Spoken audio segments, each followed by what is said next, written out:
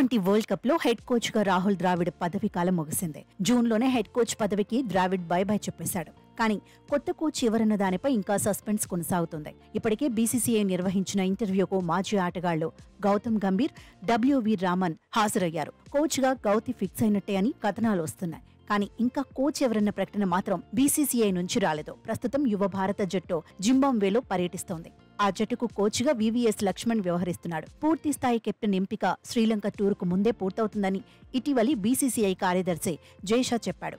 శ్రీలంక టూర్కు కొత్త కోచ్ అందుబాటులో ఉంటాడని క్లారిటీ ఇచ్చాడు. కానీ అధికారికంగా ఇంకా హెడ్ కోచ్ పేరు బయటకు రాలేదు. అయితే జీతభత్యాల విషయంలోనే ఇంకా ఎటూ తేలనట్టుగా కథనాలొస్తున్నాయి. ఇదే మ్యాటర్ పై చర్చలు జరుగుతున్నట్టుగా ప్రచారం జరుగుతోంది.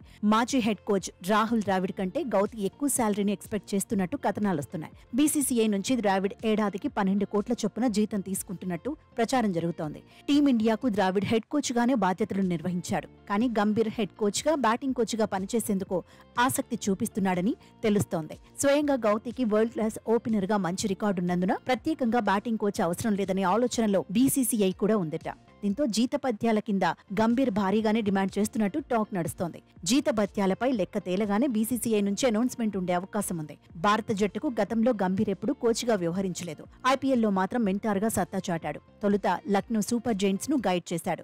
ఐపీఎల్లో లక్నో జట్టును ప్రత్యేకంగా నిలబెట్టాడు. ఆ తర్వాత కోల్కతా నైట్ రైడర్స్ కు మెంటార్ గా పనిచేశాడు. ఈ ఏడాది జరిగిన ఐపీఎల్లో కేకేఆర్ ను అద్భుతంగా నడిపించాడు. పదునైన వ్యూహాలతో నైట్ రైడర్స్ ను ఛాంపియన్ గా నిలబెట్టాడు.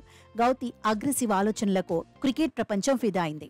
గంభీర్ హెడ్ కోచ్ గా, బ్యాటింగ్ కోచ్ గా ఉంటే టీమిండియాకు కూడా అడ్వాంటేజ్ అవుతుందనే వాదన వినిపిస్తోంది. దీంతో గౌతి రేంజ్ ఒక్కసారిగా మారిపోయింది.